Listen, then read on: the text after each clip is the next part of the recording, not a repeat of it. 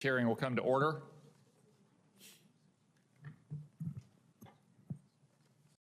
What assurances can you provide to this committee and to the CIA workforce that you will resist efforts to fire or force out career CIA employees because of their perceived political views or somehow their views of loyalty to the president?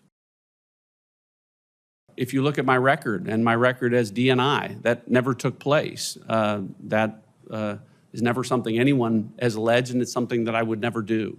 So I would approach this position very much the same way and provide the same assurance.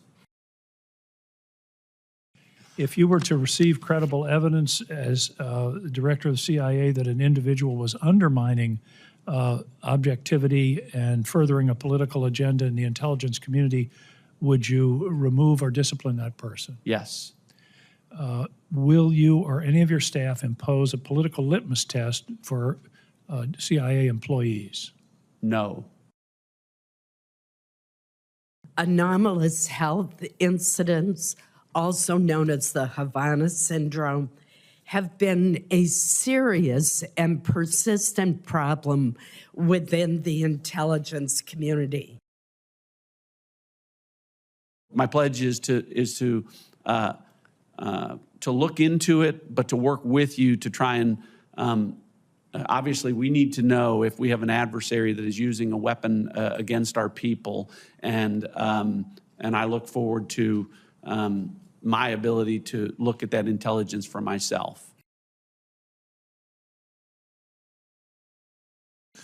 The intelligence that was released prior to the 2020 election, that intelligence was rejected. First of all, it was before I was on the committee, but my understanding is it was rejected by Democrats and Republicans on this committee as having no factual basis, and it put Russian disinformation into the public sphere. I just want to understand, so just like in hindsight, knowing what you know now, and this is 4 years removed from that, and we've had another election, and obviously we've got challenges we face with Russian and Chinese, Iranian disinformation in our politics. So in hindsight, are there any changes that you would make to the way you handled that information? I certainly don't think I did everything perfectly in terms of making decisions about every issue that relates to, I'm talking generally, but I talked about my record in terms of how I approach these things and how, in terms of speaking truth to power, which sometimes includes declassifying information. Most of the things that I've done, Senator, aged very well.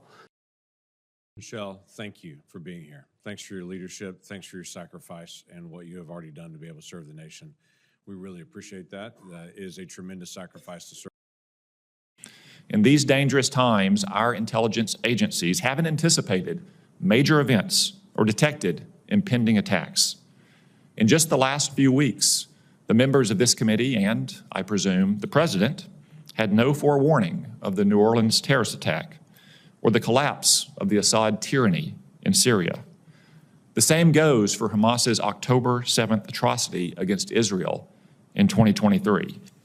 I could give other examples, but suffice it to say, we're too often in the dark.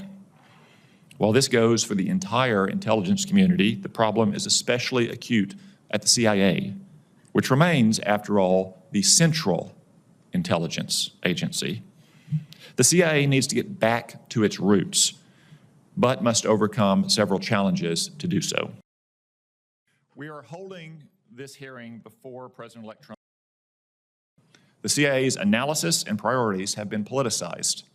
Intelligence analysis all too often has aligned curiously with the Biden administration's policy preferences. The CIA needs to become bolder and more innovative in covert action.